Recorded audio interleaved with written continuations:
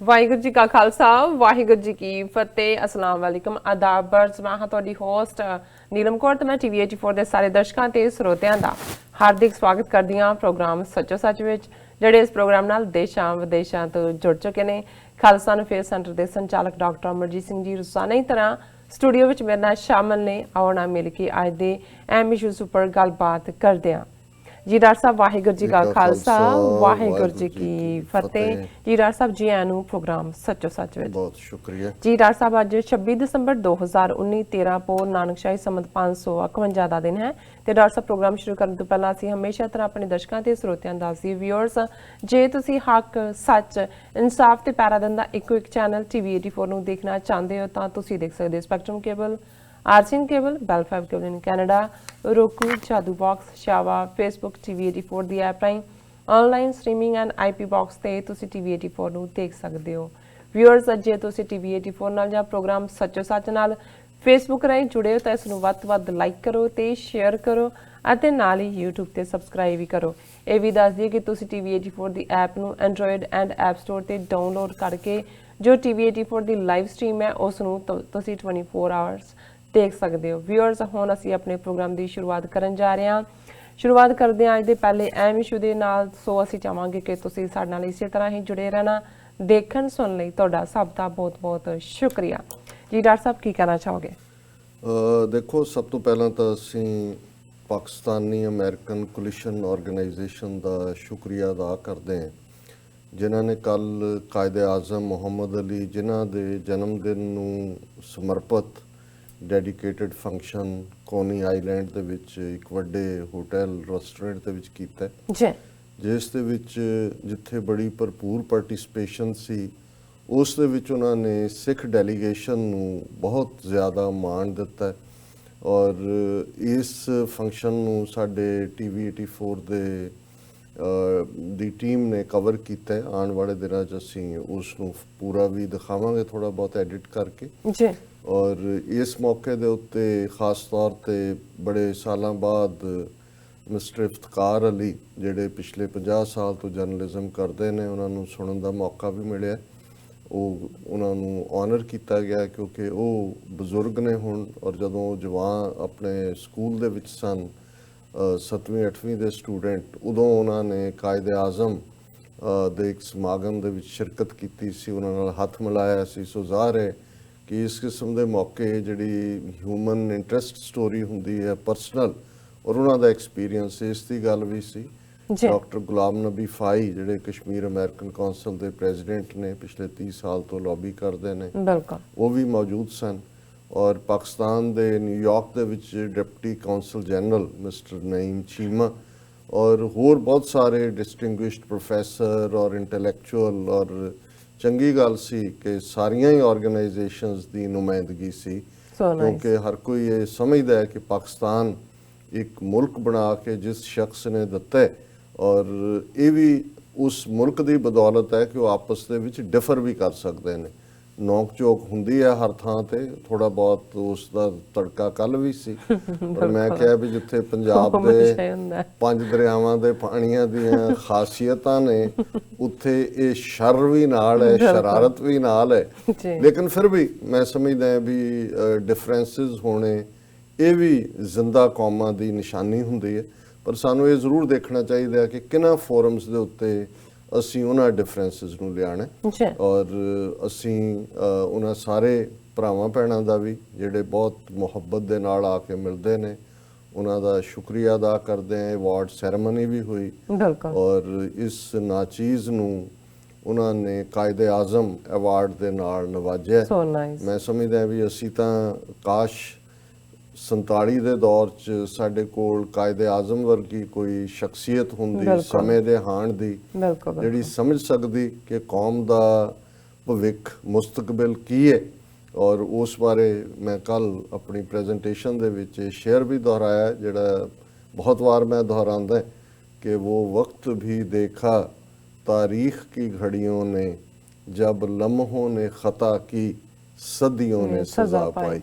सो ਜ਼ਾਹਰ है कि मैं याद दहानी भी करवाई कि बहुत वार तुसी शायद ਤੁਹਾਨੂੰ ਪਾਕਿਸਤਾਨ ਦੀ ਅਹਿਮੀਅਤ ਦਾ ਅਹਿਸਾਸ ਨਾ ਹੋਏ, ਤੇ ਜਿਵੇਂ ਅਲਾਮਾ ਇਕਬਾਲ ਨੇ ਕਿਹਾ कि गाफिल फल की शरीनी से होता है शजर, कि ਜਿਹੜਾ ਰੁੱਖ ਹੁੰਦਾ ਹੈ, ਦਰਖਤ ਹੁੰਦਾ ਹੈ, ਉਸ ਨੂੰ ਇਹ ਪਤਾ ਹੀ ਨਹੀਂ ਹੁੰਦਾ ਕਿ ਉਹਦਾ ਫਲ ਕਿੰਨਾ ਮਿੱਠਾ ਹੈ ਜੀ। ਤੇ ਅੱਜ ਜੋ ਹਾਲ ਭਾਰਤ ਦੇ ਨਕਸ਼ੇ 'ਚ ਕੈਦ 200 ਮਿਲੀਅਨ ਮੁਸਲਮਾਨਾਂ ਦਾ ਹੈ, 30 ਮਿਲੀਅਨ ਈਸਾਈਆਂ ਦਾ ਹੈ, 25 ਮਿਲੀਅਨ ਤੋਂ ਜ਼ਿਆਦਾ ਸਿੱਖਾਂ ਦਾ ਹੈ, 100 ਮਿਲੀਅਨ ਤੋਂ ਜ਼ਿਆਦਾ ਦਲਿਤ ਔਰ ਇੰਨੇ ਕੀ ਟਰਾਈਬਲਸ ਦਾ ਹੈ, ਉਸ ਤੋਂ ਅੰਦਾਜ਼ਾ ਹੋ ਜਾਣਾ ਚਾਹੀਦਾ ਹੈ कि 72 ਸਾਲ ਪਹਿਲਾਂ ਜਿਹੜਾ ਫੈਸਲਾ ਕਾਇਦੇ ਆਜ਼ਮ ਮੁਹੰਮਦ ਅਲੀ ਜਿਨ੍ਹਾਂ ਨੇ ਲਿਆ, ਜਿਹੜਾ ਇੱਕ ਰਾਈਟ ਠੀਕ ਫੈਸਲਾ ਸੀ, ਦੂਰਅੰਦੇਸ਼ੀ ਦਾ ਫੈਸਲਾ ਸੀ ਜੀ, ਔਰ ਉਹ ਖੁਦ ਇੱਕ ਮੈਨ ਆਫ ਇੰਟੈਗਰਿਟੀ, ਇੱਕ ਇਮਾਨਦਾਰ ਔਰ ਸੱਚਮੁੱਚ ਇੱਕ ਜਿਹੜਾ ਸੈਕੂਲਰਿਜ਼ਮ ਜਿਹਨੂੰ ਡਿਫਾਈਨ ਕੀਤਾ ਜਾਂਦਾ ਹੈ, ਉਸ ਦੇ ਵਿੱਚ ਉਹ ਬਿਲੀਵ ਕਰਦੇ ਸੀ। ਪਰ ਉਹਨਾਂ ਨੇ ਜਦੋਂ ਨੇੜੇ ਹੋ ਕੇ ਦੇਖਿਆ ਇਹਨਾਂ ਨੂੰ ਕਿ ਵੀ ਇਹ ਤਾਂ ਹੋਰ ਹੀ ਗੱਲ ਹੈ, ਇਹ ਤਾਂ ਜਿਹੜਾ ਉਹ ਮੂੰਹ ਮੇ ਰਾਮ ਰਾਮ ਬਗਲ ਮੇ ਛੁਰੀ ਹੈ, ਤੇ ਉਹਨਾਂ ਨੇ ਕਿਹਾ ਕਿ ਵੀ ਵਟ ਮਸਟ ਬੀ ਔਰ Pakistan and nothing less than Pakistan. ਔਰ ਇਸ ਦੇ ਉੱਤੇ ਉਹ ਅੜੇ ਵੀ, ਉਹਨਾਂ ਨੇ ਅੰਗਰੇਜ਼ਾਂ ਨੂੰ ਵੀ ਝੁਕਾਇਆ। ਗਾਂਧੀ ਔਰ ਨਹਿਰੂ ਵੀ ਜਿਹੜੇ ਨੇ ਇਵੈਂਚੁਅਲੀ ਉਹਨਾਂ ਨੂੰ ਲੱਗਾ ਕਿ ਵੀ ਇਹ ਬੰਦਾ ਹੁਣ ਸਾਡੀ ਸ਼ਰਾਰਤ ਸਮਝ ਗਿਆ ਤੇ ਹੁਣ ਜਿਹੜਾ ਪਾਕਿਸਤਾਨ ਦਿੱਤੇ ਬਿਨਾ ਕੋਈ ਗੱਲ ਨਹੀਂ ਬਣਨੀ। ਔਰ ਜ਼ਾਹਰ ਹੈ ਕਿ ਇਹ ਇੱਕ ਨੇਮਤ ਹੈ ਕਿ ਇੰਨੇ ਚੈਲੰਜਸ ਦੇ ਬਾਵਜੂਦ, ਹਾਲਾਂ ਭਾਰਤ ਨੇ ਜਾਂ ਇਹਨਾਂ ਦੀ ਸਾਈਕੋ ਹਿਸਟਰੀ 'ਚ ਅਖੰਡ ਭਾਰਤ ਵੜਿਆ ਹੋਇਆ, ਇਹਨਾਂ ਨੇ ਐਕਸੈਪਟ ਨਹੀਂ ਕੀਤਾ ਉਹਨੂੰ। ਇਹੀ ਕਾਰਨ ਹੈ ਕਿ ਰਿਪੀਟਡਲੀ ਉਹ ਇਹਨਾਂ 72 ਸਾਲਾਂ 'ਚ ਵੀ ਉਹਨਾਂ ਨੇ ਸ਼ਰਾਰਤਾਂ ਵੀ ਕੀਤੀਆਂ ਨੇ। ਕਸ਼ਮੀਰ ਦਾ ਮੁੱਦਾ ਸਾਡੇ ਸਾਹਮਣੇ ਹੈ ਔਰ ਕੱਲ ਵੀ, ਕਿਉਂਕਿ ਅਸੀਂ ਕੱਲ ਜਿਹੜਾ ਰਿਕਾਰਡਡ ਸੀ ਪ੍ਰੋਗਰਾਮ ਓਬਵੀਅਸਲੀ, ਕਿਉਂਕਿ ਇਹੀ ਫੰਕਸ਼ਨ ਦੀ ਟਾਈਮਿੰਗ ਸੀ ਸ਼ਾਮ ਦੀ, ਬਿਲਕੁਲ, ਔਰ ਉਹਦੇ 'ਚ ਥੋੜੀ ਬਹੁਤ ਗੜਬੜ ਵੀ ਹੋਈ। ਜਿਹੜਾ ਡਾਇਰੈਕਟ ਟੈਲੀਕਾਸਟ ਹੋਇਆ ਉਹਦੇ 'ਚ ਜਿਹੜਾ ਅਸੀਂ ਉਸ ਦੇ ਲਈ ਮਾਫੀ ਚਾਹੁੰਦੇ ਹਾਂ।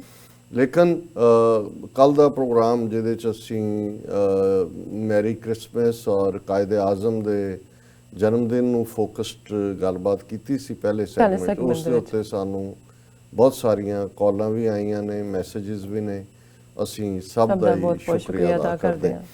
ਔਰ ਗੱਲਬਾਤ ਜੋ ਅੱਜ ਕੱਲ੍ਹ ਉਸ ਖਿੱਤੇ ਦੇ ਵਿੱਚ ਚੱਲ ਰਹੀ ਹੈ, ਜ਼ਾਹਰ ਹੈ ਵੀ ਕਸ਼ਮੀਰ ਦੀ ਗੱਲ ਕਰਦੇ ਹਾਂ, ਕੱਲ ਵੀ ਗੱਲ ਹੋਈ, ਲਗਾਤਾਰਤਾ ਨਾਲ ਹੋ ਰਹੀ ਹੈ।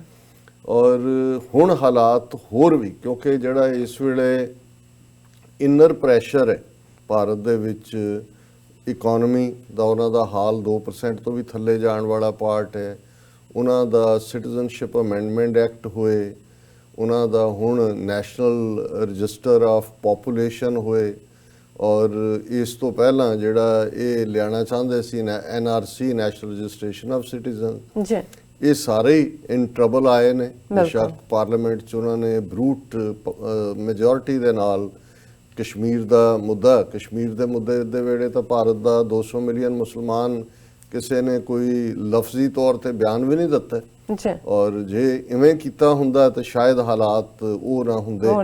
ਔਰ ਇਸੇ ਤਰ੍ਹਾਂ ਜੋ ਅੱਜ ਚੱਲ ਰਿਹਾ ਹੈ, ਜੇ ਹੁਣ ਕਸ਼ਮੀਰ ਦੇ ਮੁੱਦੇ ਤੇ ਇੰਟਰਨੈਸ਼ਨਲ ਕਮਿਊਨਿਟੀ ਨੇ ਤਾਂ ਜੋ ਕੀਤਾ ਹੀ ਕੀਤਾ, ਉਹਨਾਂ ਨੇ ਤਾਂ ਬਿਲਕੁਲ ਮੂੰਹ 'ਚ ਘੁੰਗਣੀਆਂ ਪਾਈਆਂ, ਪਰ ਪਾਕਿਸਤਾਨ ਦੇ ਬਿਹਾਫ ਤੇ ਵੀ ਅਸੀਂ ਸਮਝਦੇ ਹਾਂ ਕਿ ਜਿਸ ਕਿਸਮ ਦੀ ਲੌਬੀ ਇਸ ਸਾਰੇ ਪੀਰੀਅਡ 'ਚ ਹੋਣੀ ਚਾਹੀਦੀ ਸੀ ਇੰਟਰਨੈਸ਼ਨਲੀ, ਬੇਸ਼ੱਕ ਉਹਨਾਂ ਦੀਆਂ ਆਪਣੀਆਂ ਪ੍ਰੋਬਲਮਸ ਵੀ ਨੇ, ਪਰ ਮੈਂ ਸਮਝਦਾ ਵੀ ਇਸ ਮਾਮਲੇ ਦੇ ਵਿੱਚ ਸਾਊਦੀ ਅਰੇਬੀਆ ਔਰ UAE ਉਹਨਾਂ ਨੇ ਵੀ ਪਿੱਠ ਦਿਖਾਈ, ਕਿਉਂਕਿ ਉਹਨਾਂ ਨੇ ਆਪਣਾ ਸਟੈਂਸ ਕਮਜ਼ੋਰ ਰੱਖਿਆ ਔਰ ਪਾਕਿਸਤਾਨ ਦੀ ਡਿਪੈਂਡੈਂਸ ਇਕਨੋਮਿਕਲ, ਫਾਈਨੈਂਸ਼ੀਅਲ ਔਰ ਅਦਰਵਾਈਜ਼ ਵੀ OIC ਦਾ ਮੈਂਬਰ ਹੋਣ ਦੇ ਨਾਤੇ ਸਾਊਦੀ ਅਰੇਬੀਆ ਨਾਲ ਸਾਂਝਾ ਨੇ। ਸੋ ਪਾਕਿਸਤਾਨ ਦੀ ਵੀ ਕਿਤੇ ਨਾ ਕਿਤੇ ਮਜਬੂਰੀ ਬਣ ਗਈ ਕਿ ਉਹ ਸਲੋ ਡਾਊਨ ਹੋਏ, ਔਰ ਉਹਦਾ ਲੇਟੈਸਟ ਸਬੂਤ ਹੈ ਕਿ ਜਿਹੜੀ ਸਮਿਟ ਕੁਆਲਾਲੰਪੁਰ ਦੇ ਵਿੱਚ ਮਹਾਤਰ ਇੰਡੋਨੇਸ਼ੀਅਨ ਪ੍ਰੈਜ਼ੀਡੈਂਟ ਔਰ ਅਰਦੋਗਨ, ਸ਼ਾਇਦ ਉਹਨਾਂ ਦਾ ਨਾਂ ਹੈ, ਟਰਕੀ ਦੇ ਪ੍ਰੈਜ਼ੀਡੈਂਟ, ਔਰ ਉਹ ਜਿਹੜੀ ਰੱਖੀ ਇਮਰਾਨ ਖਾਨ ਸਾਹਿਬ ਦੇ ਇਨੀਸ਼ੀਏਟਿਵ ਨਾਲ ਗਈ ਸੀ, ਐਂਡ 12th ਆਵਰ ਦੇ ਉੱਤੇ ਇਮਰਾਨ ਖਾਨ ਉੱਥੇ ਨਹੀਂ ਗਏ ਔਰ ਈਵਨ ਪਾਕਿਸਤਾਨ ਦੀ ਪਾਰਟਿਸਿਪੇਸ਼ਨ ਵੀ ਨਹੀਂ ਸੀ। ਜ਼ਾਹਰ ਹੈ ਸਾਊਦੀ ਅਰੇਬੀਆ ਦੇ ਪ੍ਰੈਸ਼ਰ ਥੱਲੇ ਹੀ ਹੋਇਆ। ਸਾਊਦੀ ਅਰੇਬੀਆ ਦੇ ਫੋਰਨ ਮਿਨਿਸਟਰ ਹੁਣ ਪਾਕਿਸਤਾਨ 'ਚ ਆਏ ਹੋਏ ਨੇ। ਕੀ ਚੱਲ ਰਿਹਾ, ਕੀ ਰਿੰਨਿਆ ਜਾ ਰਿਹਾ, ਕੀ ਪੱਕ ਰਿਹਾ, ਇਹ ਤਾਂ ਰੱਬ ਜਾਣਦਾ। ਪਰ ਕੁੱਲ ਮਿਲਾ ਕੇ ਮੈਂ ਇਹ ਸਮਝਦਾ, ਔਰ ਕੱਲ ਮੈਂ ਇੱਕ ਪੁਆਇੰਟਡ ਰੈਫਰੈਂਸ ਦੇ ਵਿੱਚ ਗੱਲ ਵੀ ਕੀਤੀ ਸੀ ਕਿ ਨੈਕਸਟ ਟਾਰਗੇਟ ਤੁਹਾਡਾ ਅੱਜ ਜੇ ਕਸ਼ਮੀਰ ਗਿਆ ਤਾਂ ਉਹ ਇੰਡਸ ਵਾਟਰ ਟ੍ਰੀਟੀ ਦੀ ਸਕ੍ਰੈਪਿੰਗ ਹੋਏਗੀ। ਕਿਉਂਕਿ ਇੰਡਸ ਵਾਟਰ ਟ੍ਰੀਟੀ, ਔਰ ਬਹੁਤ ਘੱਟ ਲੋਕਾਂ ਨੂੰ ਪਤਾ ਹੈ ਕਿ ਪਹਿਲੀ ਜੰਗ ਕਸ਼ਮੀਰ ਦਾ ਮੁੱਦਾ ਆਪਣੀ ਥਾਂ ਤੇ ਉਦੋਂ ਸ਼ੁਰੂਆਤ ਹੋਣ ਦਾ ਮੁਕਾਮ ਬਣ ਗਿਆ ਸੀ ਜਦੋਂ ਭਾਰਤ ਨੇ, ਜਿਨ੍ਹਾਂ ਦੇ ਕੋਲ ਜਿਹੜਾ ਵਾਸਟ ਕੈਨਾਲ ਸਿਸਟਮ ਅੰਗਰੇਜ਼ਾਂ ਨੇ ਡਿਵੈਲਪ ਕੀਤਾ ਦੁਨੀਆ ਦੇ ਵਿੱਚ, ਉਦੋਂ ਪਹਿਲੇ ਨੰਬਰ ਤੇ ਸੀ। ਉਹਦੇ 'ਚ ਜ਼ਾਹਰ ਹੈ ਕਿ ਰਾਵੀ ਔਰ ਸਤਲੁਜ ਉਸ 'ਚੋਂ ਹੀ ਨਹਿਰਾਂ ਕੱਢੀਆਂ ਗਈਆਂ। ਹੁਣ ਰਾਵੀ ਦਾ ਜਿਹੜਾ ਹੈੱਡਕੁਆਰਟਰ ਹੈ ਉਹ ਮਾਧੋਪੁਰ ਦੇ ਵਿੱਚ ਹੈ, ਪੰਜਾਬ ਦੇ ਵਿੱਚ, ਡਿਸਟ੍ਰਿਕਟ ਗੁਰਦਾਸਪੁਰ, ਔਰ ਸਤਲੁਜ ਦੇ ਹੈੱਡਵਰਕਸ ਫਿਰੋਜ਼ਪੁਰ 'ਚ ਨੇ। ਸੋ ਇਹਨਾਂ ਨੇ ਇੱਕਦਮ ਬਾਅਦ ਉਹ ਦੋਨੋਂ ਹੀ ਜਿਹੜੇ ਨੇ ਉਹ ਬੰਦ ਕਰ ਦਿੱਤੇ ਸੀ, ਔਰ ਪਾਕਿਸਤਾਨ ਸਟਾਰਵ ਹੋਣ ਤੇ ਸੀ, ਪਾਣੀ ਦੇ ਉਸ ਤੋਂ ਥਰਸਟੀ, ਵਾਟਰ ਥਰਸਟੀ, ਖੇਤ ਵਾਟਰ ਥਰਸਟੀ। ਉਹ ਪੀਰੀਅਡ ਸੀ ਕਿ ਅਮਰੀਕਾ ਨੇ, ਦੂਜਿਆਂ ਨੇ ਇੰਟਰਵੀਨ ਕੀਤਾ, ਵਰਲਡ ਬੈਂਕ ਇਨਵੋਲਵ ਹੋਇਆ। ਉਹਦੇ 'ਚੋਂ ਹੀ ਅੱਗੋਂ ਜਿਹੜਾ ਹੈ ਉਹ ਇੰਡਸ ਵਾਟਰ ਟ੍ਰੀਟੀ 1960 'ਚ ਸਾਈਨ ਹੋਈ, ਔਰ ਉਸ ਪੀਰੀਅਡ ਤੋਂ ਬਾਅਦ 3 ਦਰਿਆ ਸਤਲੁਜ, ਬਿਆਸ, ਰਾਵੀ ਇਹ ਆਪਣੇ ਇਧਰਲੇ ਪੰਜਾਬ, ਭਾਰਤੀ ਕਬਜ਼ੇ ਵਾਲੇ ਪੰਜਾਬ ਦੇ ਮੰਨੇ ਗਏ, ਔਰ ਚਨਾਬ, ਜੇਹਲਮ ਔਰ ਇੰਡਸ ਇਹ ਪਾਕਿਸਤਾਨੀ ਜਿਹੜੀਆਂ ਦਰਿਆ ਮੰਨੇ ਗਏ, ਅਪਰ ਰਾਈਪੇਰੀਅਨ, ਲੋਅਰ ਰਾਈਪੇਰੀਅਨ। ਔਰ ਹੁਣ ਤੱਕ ਵੀ ਇੰਡਸ ਵਾਟਰ ਟ੍ਰੀਟੀ ਨੂੰ ਮੋਨੀਟਰ ਕਰਨ ਦੇ ਲਈ ਇਹਨਾਂ ਦੇ ਆਬਜ਼ਰਵਰ ਦੋਨੋਂ ਪਾਸੇ ਬੈਠੇ ਹੋਏ ਨੇ। ਔਰ ਹਿਕਅਪਸ ਦੇ ਬਾਵਜੂਦ ਵਿੱਚੋਂ ਕਦੇ ਥੋੜਾ ਬਹੁਤ ਸ਼ਿਕਾਇਤ ਹੁੰਦੀ ਹੈ ਕਿ ਉਹਨੇ ਧੱਕਾ ਕੀਤਾ ਹੈ, ਜਾਂ ਉਹਨੇ ਬਗਲਿਆਰ ਡੈਮ ਇੰਡੀਆ ਨੇ ਬਣਾਇਆ ਹੈ, ਜਾਂ ਉਸ ਦੇ ਉੱਤੇ ਕੋਈ ਕ੍ਰਿਸ਼ਨਾ ਡੈਮ ਬਣਾ ਦਿੱਤਾ ਹੈ, ਜਾਂ ਕੋਈ ਹੋਰ। ਲੇਕਿਨ ਫਿਰ ਵੀ ਇਹ 1960 ਤੋਂ ਲੈ ਕੇ ਅਸੀਂ ਦੇਖ ਰਹੇ ਹਾਂ ਕਿ ਪਿਛਲੇ 59 ਸਾਲ ਤੋਂ ਫੰਕਸ਼ਨਲ ਹੈ। ਔਰ ਹੁਣ ਕਈ ਵਾਰ ਜਦੋਂ ਤੁਸੀਂ ਪਿਛਲੇ ਪੀਰੀਅਡ 'ਚ ਦੇਖੋ, ਇਹ ਧਮਕੀਆਂ ਦੇ ਚੁੱਕੇ ਨੇ।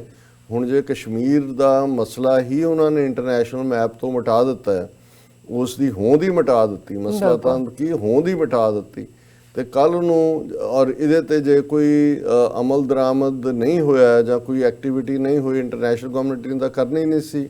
ਈਵਨ ਇਸਲਾਮਿਕ ਬਲਾਕ ਵੀ ਉਹ ਆਪਣੀ ਦੌੜ 'ਚ ਲੱਗੇ ਹੋਏ ਨੇ ਕਿ ਜੀ OIC ਦੇ ਬਰਾਬਰ ਟਰਕੀ, ਮਲੇਸ਼ੀਆ ਇਹ ਆਪਣੀ ਨਾ ਕੋ ਖੜੀ ਕਰ ਦੇਣ। ਕਸ਼ਮੀਰ ਦੇ 80 ਲੱਖ ਲੋਕਾਂ ਦਾ ਫਿਕਰ ਕਿਹਨੂੰ ਹੈ ਜੇ ਇਮਾਨਦਾਰੀ ਨਾਲ ਦੇਖਿਆ ਜਾਏ।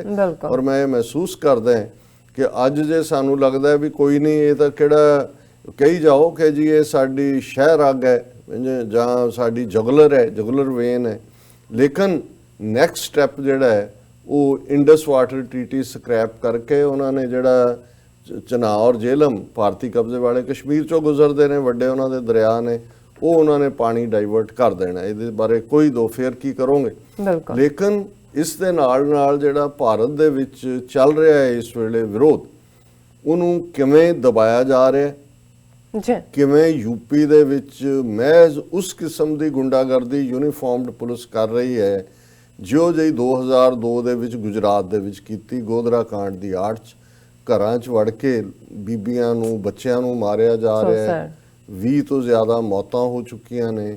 2 ਨੌਜਵਾਨ, ਜਿਹੜਾ ਇੱਕ IAS ਦੀ ਤਿਆਰੀ ਕਰ ਰਿਹਾ ਸੀ, ਇੱਕ ਹੋਰ ਕੰਪਿਊਟਰ ਸਾਇੰਸ ਦਾ, ਉਸ ਇਲਾਕੇ ਦਾ ਮਿਨਿਸਟਰ ਜਦੋਂ ਉੱਥੇ ਗਿਆ ਤਾਂ ਉਹਨੂੰ ਕਿਹਾ ਗਿਆ ਕਿ ਜੀ ਤੁਸੀਂ, ਉਹਨਾਂ ਦੇ ਬੱਚੇ ਮਾਰੇ ਗਏ ਨੇ ਫਾਇਰਿੰਗ ਦੇ ਵਿੱਚ, ਔਰ ਤੁਸੀਂ ਜਾਓ। ਉਹਨੇ ਕਿਹਾ ਜੀ ਮੈਂ ਇਹ ਆਤੰਕਵਾਦੀ ਔਰ ਇਹ ਬਲਵਾ ਕਰਨ ਵਾਲੇ ਇਹਨਾਂ ਦੇ ਘਰਾਂ 'ਚ ਨਹੀਂ ਮੈਂ ਜਾਂਦਾ, ਇਹ ਮਾਰੇ ਗਏ, ਚੰਗਾ ਹੀ ਹੋਇਆ। ਹੁਣ ਹਾਂ, ਇਸ ਕਿਸਮ ਦਾ ਜਿਹੜਾ ਇੱਕ ਮਾਹੌਲ ਸਿਰਜਿਆ ਹੋਇਆ। ਇਸੇ ਤਰ੍ਹਾਂ ਮੈਗਾਸੇਸੇ ਅਵਾਰਡ ਵਿਨਰ ਇੱਕ ਹਿੰਦੂ ਸੱਜਣ, ਜਿਹੜੇ ਉਹਨੂੰ ਯੋਗੀ ਨੂੰ ਮਿਲਣਾ ਚਾਹੁੰਦੇ ਸੀ, ਜਿਹੜਾ ਗੁੰਡਾ ਚੀਫ ਮਿਨਿਸਟਰ ਹੈ, ਉਹਨੇ ਟਾਈਮ ਨਹੀਂ ਦਿੱਤਾ ਮਿਲਣ ਦਾ। ਉਹਨੇ ਖੁੱਲੀ ਚਿੱਠੀ ਲਿਖੀ ਆ, ਉਹਨੇ ਕਿਹਾ ਇਹ ਤੁਸੀਂ ਜ਼ੁਲਮ ਬੰਦ ਕਰੋ। ਔਰ ਇਹ ਜਿਹੜੀ ਹੈ ਪੇਸ਼ੀਨਗੋਈ ਕੀਤੀ ਜਾ ਰਹੀ ਹੈ ਕਿ ਯੂਪੀ ਦੇ ਵਿੱਚ ਗੁਜਰਾਤ ਪੱਧਰ ਦੇ ਉੱਤੇ ਜੋ 2002 'ਚ ਹੋਇਆ, ਮੁਸਲਮਾਨਾਂ ਦਾ ਮੈਸੈਕਰ ਹੋਣ ਜਾ ਰਿਹਾ, ਔਰ ਉਹਦੇ ਲਈ ਉਹਨਾਂ ਨੇ ਪੁਲਿਸ ਨੂੰ ਖੁੱਲੀ ਛੁੱਟੀ ਦਿੱਤੀ ਹੋਈ ਹੈ ਕਿ ਤੁਸੀਂ ਜੋ ਚਾਹੁੰਦੇ ਹੋ ਕਰੋ। ਹੁਣ ਇਹਨਾਂ ਪ੍ਰੋਟੈਸਟ ਨੂੰ ਲੈ ਕੇ ਜਾਂ ਮਰਿਆਂ ਜਿਹੜੇ ਮਾਰੇ ਗਏ ਉਹਨਾਂ ਨੂੰ ਲੈ ਕੇ ਮੈਂ ਜਿਵੇਂ ਕੱਲ ਦੇ ਪ੍ਰੋਗਰਾਮ 'ਚ ਕਿਹਾ ਸੀ ਕਿ ਕਿਵੇਂ ਮੋਦੀ ਜਿਹੜਾ ਉਹ ਆਪਣੀ ਸਪੀਚ ਦੇ ਵਿੱਚ ਪੁਲਿਸ ਦੀ ਤਾਰੀਫ ਕਰ ਰਿਹਾ, ਰਾਮਲੀਲਾ ਗਰਾਊਂਡ 'ਚ ਵੀ ਔਰ ਬਾਅਦ 'ਚ ਵੀ, ਔਰ ਉਹ ਐਡਵਾਈਸ ਕਰ ਰਿਹਾ ਹੈ ਕਿ ਜੀ ਦੇਖੋ ਇਹ ਇਸ ਤਰ੍ਹਾਂ ਇਹ ਜਿਹੜੇ ਨੇ ਸ਼ਾਂਤਮਈ ਵਾਲੇ ਇਹ ਸਰਕਾਰੀ ਸੰਪत्ति ਦਾ ਕਿਉਂ ਨੁਕਸਾਨ ਕਰਦੇ ਨੇ, ਉਹਨਾਂ ਨੂੰ ਸਮਝਾਉਣਾ ਚਾਹੀਦਾ ਹੈ ਉਹਨੂੰ ਫਲਾ। ਔਰ ਉਹਦੇ 'ਚ ਕੋਈ ਵੀ ਲਫ਼ਜ਼ ਨਹੀਂ ਹੈ ਉਹਨਾਂ ਦੇ ਲਈ ਜਿਹੜੇ ਮਾਰੇ ਗਏ, ਜਿਹੜੇ ਜ਼ਖਮੀ ਨੇ, ਕਿੰਨੇ ਲੋਕ ਜੇਲ੍ਹਾਂ ਦੇ ਵਿੱਚ ਤੁੰਨੇ ਹੋਏ ਨੇ, ਲਿਸਟਾਂ ਬਣ ਰਹੀਆਂ ਨੇ, ਇਸ਼ਤਿਹਾਰ ਲੱਗ ਰਹੇ ਨੇ ਕਿ ਫਲਾਂ ਜਿਹੜੇ ਨੇ ਉਹ ਵਾਂਟਡ ਨੇ, ਜਿਹੜੇ ਪੀਸਫੁਲ ਪ੍ਰੋਟੈਸਟ ਦੇ ਵਿੱਚ ਆਏ। ਔਰ ਇਹੀ ਨਹੀਂ ਕਿ ਉਹਨਾਂ ਦੀ ਪੋਲੀਟੀਕਲ ਲੀਡਰਸ਼ਿਪ, ਉਹ ਅਮਿਤ ਸ਼ਾਹ ਹੋਏ, ਮੋਦੀ ਹੋਏ ਜਾਂ ਥੱਲੜੇ, ਕਿਉਂਕਿ ਜਦੋਂ ਉਤਲਾ ਬੋਲਦਾ ਆਕਾ ਫਿਰ ਥੱਲੇ ਜਿੰਨੇ ਨੇ ਉਹ ਬੋਲਦੇ ਨੇ। ਈਵਨ ਫੌਜੀ ਚੀਫ ਭਾਰਤ ਦਾ ਜਿਹੜਾ ਉਸ ਨੇ ਸਿੱਧੇ ਤੌਰ ਤੇ ਜਿਹੜਾ ਕਿ 31 ਤਰੀਕ ਨੂੰ ਰਿਟਾਇਰ ਹੋ ਰਿਹਾ ਹੈ, 31 ਦਸੰਬਰ ਨੂੰ, ਪਰ ਇਹਨੂੰ ਵਿਪਨ ਰਾਵਤ, ਅਜੀਤ ਡੋਵਲ ਦਾ ਯਾਰ, ਕਿਉਂਕਿ ਮੈਂ ਬੇਸ਼ੱਕ ਇਹ ਬਿੱਲਾ ਰੰਗਾ ਦੀ ਜੋੜੀ ਇਹਨਾਂ ਨੂੰ ਕਹਿੰਦਾ ਹੈ ਮੋਦੀ ਔਰ ਅਮਿਤ ਸ਼ਾਹ ਨੂੰ, ਇਹ ਉਹ ਰੇਪਿਸਟ ਔਰ ਮਰਡਰਰ ਸੀ ਦੋਨੋਂ, ਜਿਨ੍ਹਾਂ ਨੂੰ 1992 ਵਿੱਚ ਫਾਂਸੀ ਦਿੱਤੀ ਗਈ ਸੀ। ਪਰ ਇਹਨਾਂ ਦੇ ਨਾਲ ਜਿਹੜਾ ਇਹਨਾਂ ਦੇ ਬਿਹਾਈਂਡ ਸਾਰਾ ਮਾਸਟਰਮਾਈਂਡ ਕਰਦਾ ਉਹ ਅਜੀਤ ਡੋਵਲ ਹੈ, ਜਿਹੜਾ IB ਚੀਫ, ਰਾਜ ਚੀਫ, ਉਸ ਤੋਂ ਬਾਅਦ ਉਹਨੂੰ ਜਾਣ ਨਹੀਂ ਦਿੱਤਾ, ਸਿਕਿਉਰਿਟੀ ਐਡਵਾਈਜ਼ਰ, ਹੁਣ ਮਿਨਿਸਟਰ ਦਾ ਰੈਂਕ। ਇਸੇ ਤਰ੍ਹਾਂ ਹੀ ਅਜੀਤ ਡੋਵਲ ਦਾ ਅੱਗੋਂ ਰਿਸ਼ਤੇਦਾਰ ਵਿਪਨ ਰਾਵਤ, ਜਿਹੜਾ 31 ਦਸੰਬਰ ਨੂੰ ਰਿਟਾਇਰ ਹੋ ਰਿਹਾ, ਲੇਕਿਨ ਉਹਨੂੰ ਰਿਟਾਇਰ ਨਹੀਂ ਹੋ ਰਿਹਾ, ਇੱਕ ਨਵਾਂ ਅਹੁਦਾ ਇਹਨਾਂ ਨੇ ਕ੍ਰੀਏਟ ਕੀਤਾ ਹੈ ਕਿ ਜੀ ਜਿਹੜਾ ਕੋਆਰਡੀਨੇਟ ਕਰੇਗਾ ਤਿੰਨਾਂ ਚੀਫਸ ਦੇ ਵਿੱਚ। ਉਹਦਾ ਨਾਂ ਤਾਂ ਨਹੀਂ ਅਨਾਉਂਸ ਕੀਤਾ ਹੈ ਕਿਉਂਕਿ ਤਿੰਨੋਂ ਹੀ ਸਾਬਕਾ ਜਿਹੜੇ ਨੇ, ਕਰਮਵੀਰ ਸਿੰਘ ਨੇਵਲਵਾੜਾ ਔਰ ਧਨੋਆ ਚੀਫ ਏਅਰ ਮਾਰਸ਼ਲ, ਔਰ ਇਹਨਾਂ ਜੋ, ਪਰ ਇਹ ਜਿਹੜਾ ਉਹ ਆਲਮੋਸਟ ਜਿਹਨੂੰ ਕਹਿੰਦੇ ਨੇ ਫੋਰਗੋਨ ਕਨਕਲੂਜਨ ਹੈ ਕਿ ਵਿਪਨ ਰਾਵਤ ਨੂੰ ਉਹਨਾਂ ਨੇ ਬਣਾਉਣਾ। ਔਰ ਉਹ ਹੁਣ ਕਿਉਂਕਿ ਇਹ ਬਿਲਕੁਲ ਉਸੇ ਡਾਇਰੈਕਸ਼ਨ ਦੇ ਵਿੱਚ ਇਸ ਵੇਲੇ ਫੌਜ ਦੇ ਡੰਡੇ ਦੇ ਨਾਲ ਉਹ ਕੰਟਰੋਲ ਤਾਂ ਪਹਿਲਾਂ ਹੀ ਕਰ ਰਹੇ ਨੇ ਜਾਂ ਜ਼ੁਲਮ ਕਰ ਰਹੇ ਨੇ, ਪਰ ਫੌਜ ਦਾ ਪੋਲੀਟੀਕਲ ਸਿਸਟਮ ਦੇ ਵਿੱਚ ਵੀ ਕੀ ਹੋਣ ਜਾ ਰਿਹਾ, ਕਿੰਨੀ ਵੱਡੀ ਹਿੱਸੇਦਾਰੀ ਹੋਏਗੀ, ਇਹ ਜ਼ਾਹਰਾ ਤੌਰ ਦੇ ਉੱਤੇ ਜਿਸ ਕਿਸਮ ਦਾ ਜੇ ਇਨ ਸਰਵਿਸ ਜਿਹੜਾ ਵਿਜੇ ਰਾਵਤ ਹੈ ਇਹ ਟਵੀਟ ਕਰ ਰਿਹਾ, ਔਰ ਇਹਨੇ ਆਪਣੇ ਇੱਕ ਪ੍ਰੈਜੈਂਟੇਸ਼ਨ ਦੇ ਵਿੱਚ ਵੀ ਕਿਹਾ ਕਿ leaders are not those who lead people in inappropriate direction, as we are witnessing in large number of universities and colleges students, the way they are leading masses and crowds to carry out arson and violence in cities and towns. This is not leadership. ਹੁਣ ਪਹਿਲੀ ਗੱਲ ਤੇ ਫੌਜੀ chief ਦਾ ਕਿਸੇ situation ਤੇ ਜਿਹੜੀ political ਜਿਹੜੀ ਇਹ ਸਿਚੁਏਸ਼ਨ ਹੈ ਔਰ ਪੋਲੀਟੀਕਲ ਪ੍ਰੋਟੈਸਟ ਨੇ, ਉਸ ਦਾ ਇਹ ਖੇਤਰ ਹੀ ਨਹੀਂ ਹੈ ਕਿ ਉਹ ਇਹਦੇ ਤੇ ਕਮੈਂਟ ਕਰੇ। ਫਿਰ ਉਸ ਹਾਲਤ 'ਚ ਜਦੋਂ ਕਿ ਪੁਲਿਸ ਬਰਬਰੀਅਤ ਜਿਹੜੀ ਕਿ ਯੂਨੀਵਰਸਿਟੀਆਂ 'ਚੋਂ ਜਾਮੀਆ ਮਿਲੀਆ ਹੋਏ, ਅਲੀਗੜ੍ਹ ਦੀ ਮੁਸਲਿਮ ਯੂਨੀਵਰਸਿਟੀ ਹੋਏ, ਔਰ ਜਿਵੇਂ ਸਟੂਡੈਂਟਸ ਈਵਨ JNU ਵਾਲਿਆਂ ਦੇ ਨਾਲ ਕੀਤਾ, ਔਰ ਇਹ ਕਹਿ ਰਿਹਾ ਕਿ ਵੀ ਲੀਡਰ ਉਹ ਨੇ ਜਿਹੜੇ ਲੋਕਾਂ ਨੂੰ ਠੀਕ ਦਿਸ਼ਾ ਵੱਲ ਜਿਹੜਾ ਉਹ ਰਹਿਨੁਮਾਈ ਦਿੰਦੇ ਨੇ। ਉਹਨਾਂ ਨੇ ਕਿਹਾ ਜਿਸ ਤਰ੍ਹਾਂ ਅਸੀਂ ਦੇਖ ਰਹੇ ਹਾਂ ਕਿ ਬਹੁਤ ਵੱਡੀ ਗਿਣਤੀ 'ਚ ਯੂਨੀਵਰਸਿਟੀਆਂ ਤੇ ਕਾਲਜਾਂ ਦੇ ਵਿਦਿਆਰਥੀ ਜਿਹੜੇ ਨੇ, ਤਾਲਿਬੇ ਇਲਮ ਜਿਹੜੇ ਨੇ, ਉਹ ਕਿਵੇਂ ਲੋਕਾਂ ਦੀ ਭੀੜ ਨੂੰ ਜਿਹੜਾ ਉਹ ਅਗਵਾਈ ਦੇ ਰਹੇ ਨੇ, ਔਰ ਉਹ ਅਗਵਾਈ 'ਚੋਂ ਇਹ ਹੈ ਕਿ ਭਾਈ ਲੁੱਟਮਾਰ ਕਰੋ, ਅਗਜ਼ਨੀ ਕਰੋ, ਹਿੰਸਾ ਕਰੋ, ਔਰ ਉਹ ਸ਼ਹਿਰਾਂ ਔਰ ਕਸਬਿਆਂ ਦੇ ਵਿੱਚ ਹੋ ਰਹੀ ਹੈ। ਇਹਨੂੰ ਲੀਡਰਸ਼ਿਪ ਨਹੀਂ ਕਹਿੰਦੇ। ਸੋ ਹੁਣ ਜ਼ਾਹਰਾ ਤੌਰ ਦੇ ਉੱਤੇ ਉਹ ਵੀਡੀਓ ਸਾਹਮਣੇ ਨੇ ਕਿ ਪੁਲਿਸ ਖੁਦ ਯੂਪੀ ਦੇ ਵਿੱਚ ਈਵਨ CCTV ਕੈਮਰੇ ਤੋੜ ਰਹੀ ਹੈ, ਗੱਡੀਆਂ ਦੇ ਸ਼ੀਸ਼ੇ ਤੋੜ ਰਹੀ ਹੈ, ਖੁਦ ਹੀ ਉਹ ਸਾਰਾ ਵਾਇਲੈਂਸ ਕਰ ਰਹੀ ਹੈ।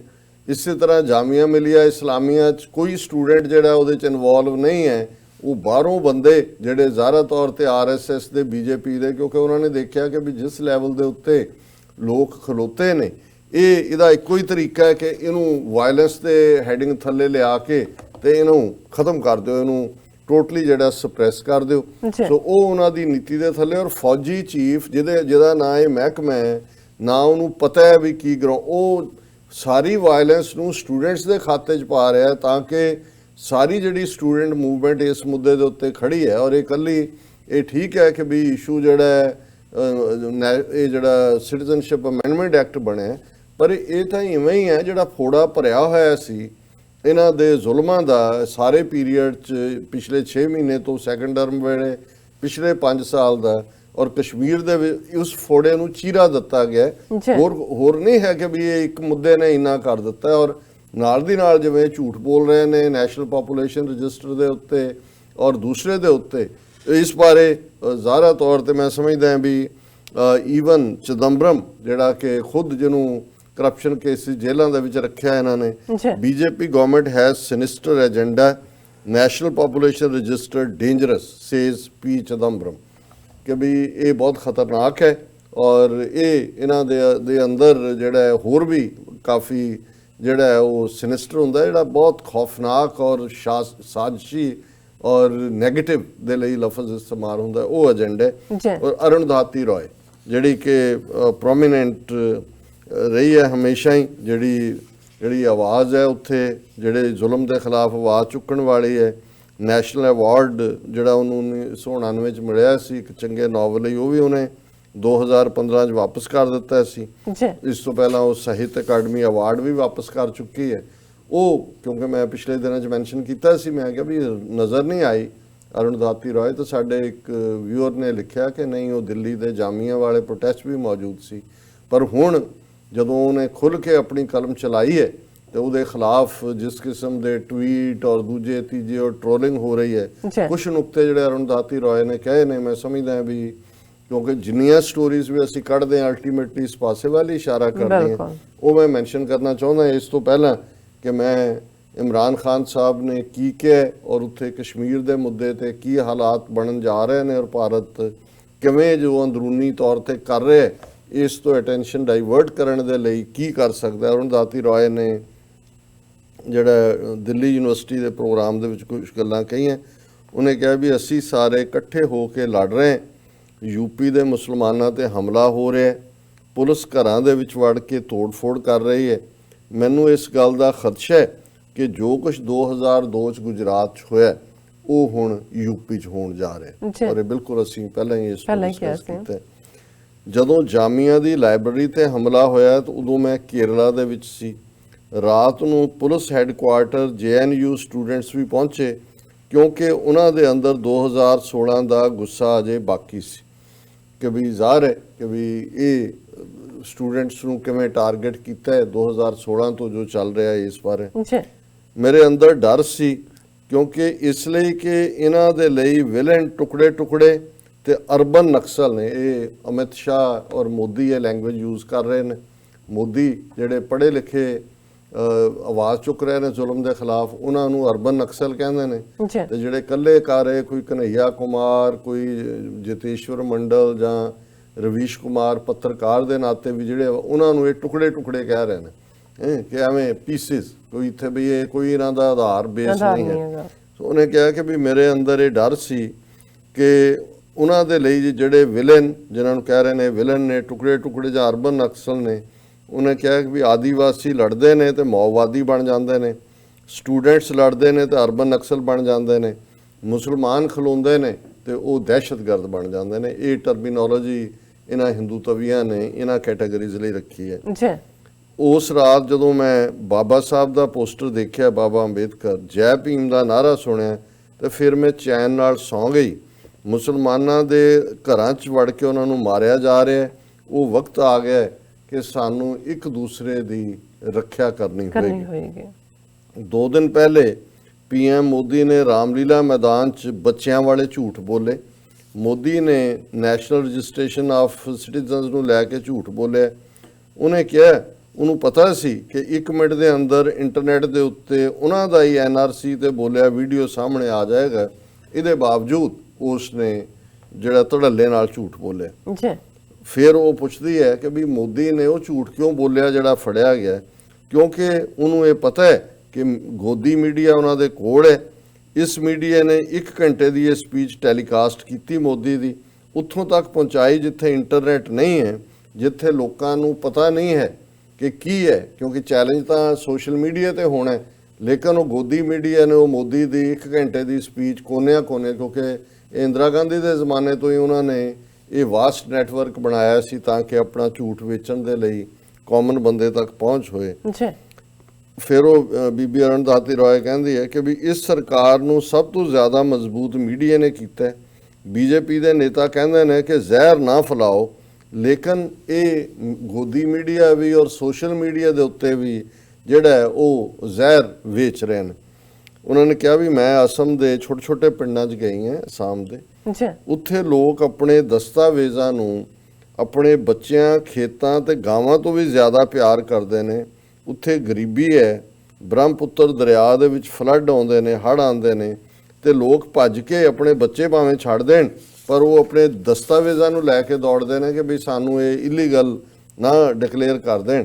ਉਹਨਾਂ ਨੇ ਕਿਹਾ ਵੀ ਇੰਨੀ ਤਿਆਰੀ ਦੇ ਬਾਵਜੂਦ 19 ਲੱਖ ਲੋਕਾਂ ਦਾ ਨਾਂ NRC ਦੇ ਵਿੱਚ ਨਹੀਂ ਹੈ।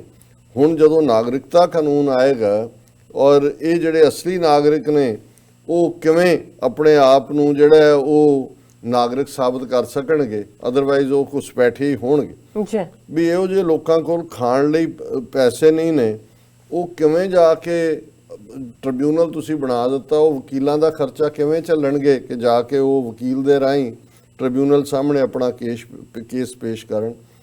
ਅਸਾਮ ਦੇ ਵਿੱਚ 3000 ਲੋਕਾਂ ਲਈ 45 ਕਰੋੜ ਦਾ ਇੱਕ ਡਿਟੈਂਸ਼ਨ ਸੈਂਟਰ ਬਣ ਰਿਹਾ। 20 ਲੱਖ ਲੋਕਾਂ ਦੇ ਲਈ ਡਿਟੈਂਸ਼ਨ ਸੈਂਟਰ ਬਣਾਉਣਗੇ, ਕਿੰਨਾ ਖਰਚਾ ਆਏਗਾ ਜੀ।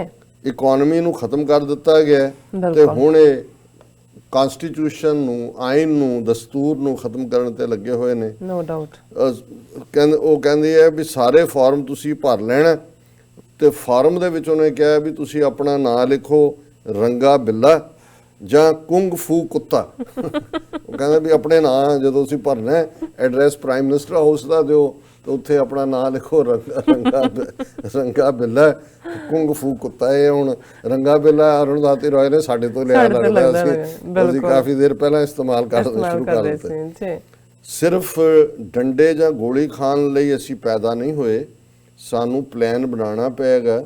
ਇਹਨਾਂ ਨੂੰ CAA ਜਿਹੜਾ ਸਿਟੀਜ਼ਨਸ਼ਿਪ ਅਮੈਂਡਮੈਂਟ ਐਕਟ ਹੈ ਪਾਰਲੀਮੈਂਟ 'ਚ ਪਾਸ ਕੀਤਾ, ਲੇਕਿਨ ਹੁਣ NRC ਤੇ NPR ਨੂੰ ਪਾਸ ਕਰਾਉਣ ਦੀ ਇਹਨਾਂ ਨੂੰ ਜ਼ਰੂਰਤ ਵੀ ਨਹੀਂ ਹੈ ਕਿਉਂਕਿ ਆਲਰੇਡੀ ਉਹਦਾ ਹੀ ਇੰਨੇ ਇੱਕ ਵਾਈਡ ਪ੍ਰੋਵੀਜ਼ਨ ਨੇ ਕਿ ਜਿਹਦੇ ਥੱਲੇ ਜਿਹਨੂੰ ਮਰਜ਼ੀ ਇਹ ਰਗੜ ਦੇਣ। ਹਾਲਾਤ ਹੁਣ ਐਸੇ ਨੇ ਕਿ ਇਹ ਜਿਹੜਾ ਮੁਲਕ ਹੈ ਇਹ ਆਰਥਿਕ ਸਮਾਜਿਕ ਤੌਰ ਤੇ ਬਚੇਗਾ ਨਹੀਂ।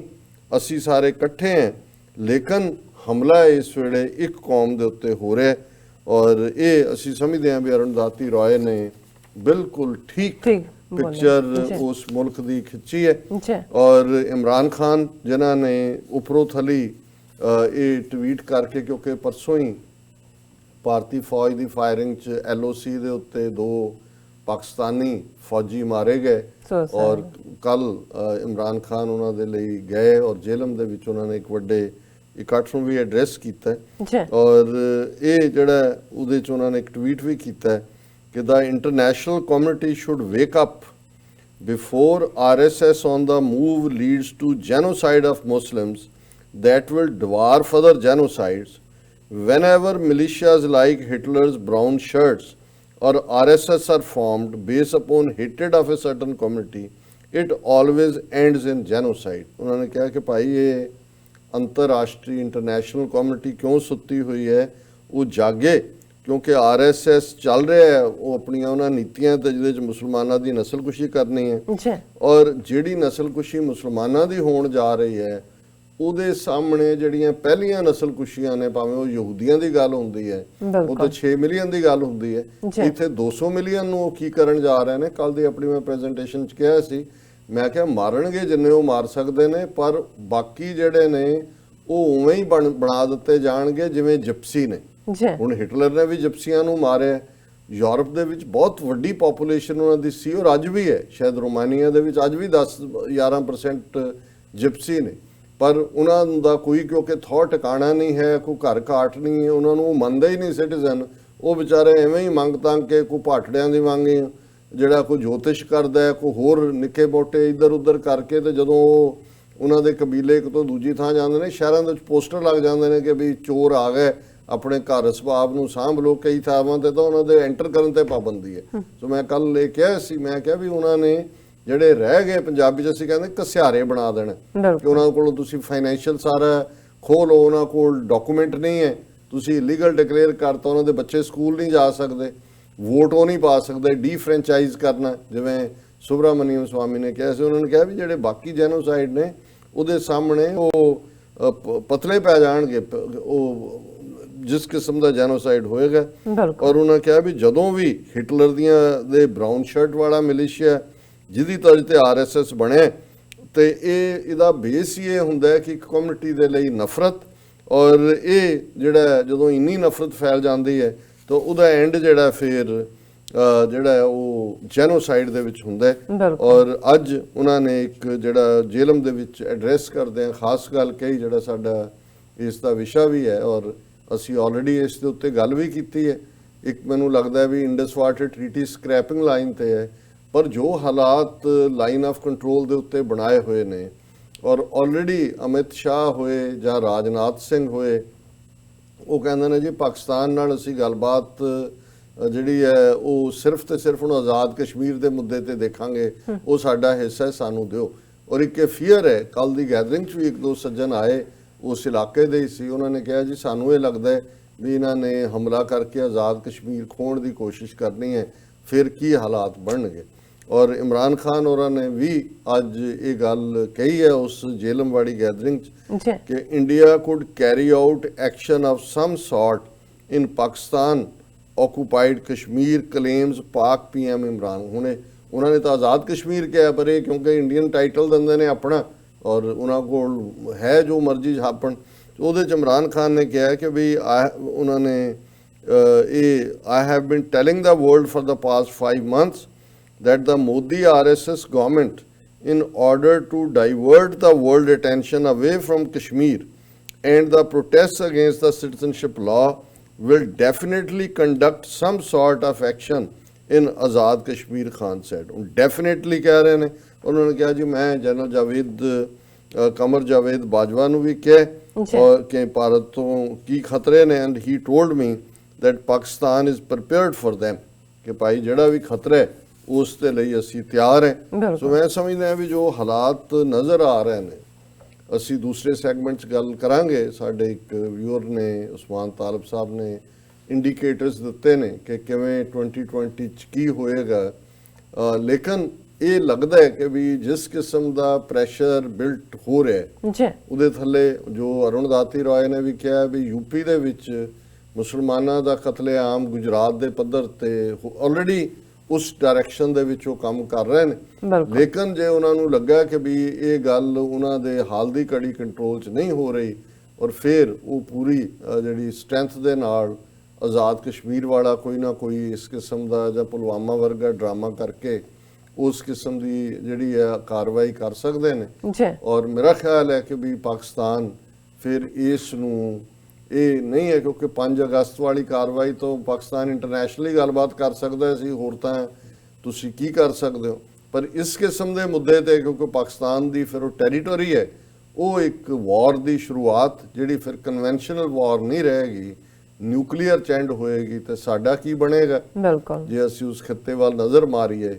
ਇਹ ਦੇਖਦੇ ਹਾਂ ਫਿਰ ਇਸ ਤੋਂ ਅੱਗੇ ਇੱਕ ਖੌਫ ਹੀ ਮਨ ਦੀਆਂ ਨਜ਼ਰਾਂ ਦੇ ਅੱਗੇ ਟਿਕਦਾ ਹੈ, ਇਸ ਤੋਂ ਬਿਯੋਂਡ ਕੁਝ ਨਹੀਂ। ਜੀ ਡਾਕਟਰ ਸਾਹਿਬ ਤੁਹਾਡਾ ਬਹੁਤ ਬਹੁਤ ਸ਼ੁਕਰੀਆ। ਇੱਥੇ ਲੈਣੇ ਬ੍ਰੇਕ ਤੋਂ ਪਹਿਲਾਂ ਅਸੀਂ ਆਪਣੇ ਦਰਸ਼ਕਾਂ ਤੇ ਸਰੋਤਿਆਂ ਨੂੰ ਅਪੀਲ ਤੇ ਬੇਨਤੀ ਕਰਦੀ ਵਿਊਅਰਸ, ਜਿਸ ਤਰ੍ਹਾਂ ਕਿ ਤੁਸੀਂ ਜਾਣਦੇ ਹੋ ਕਿ TV84 ਇੱਕ ਪੰਥਕ ਚੈਨਲ ਹੈ।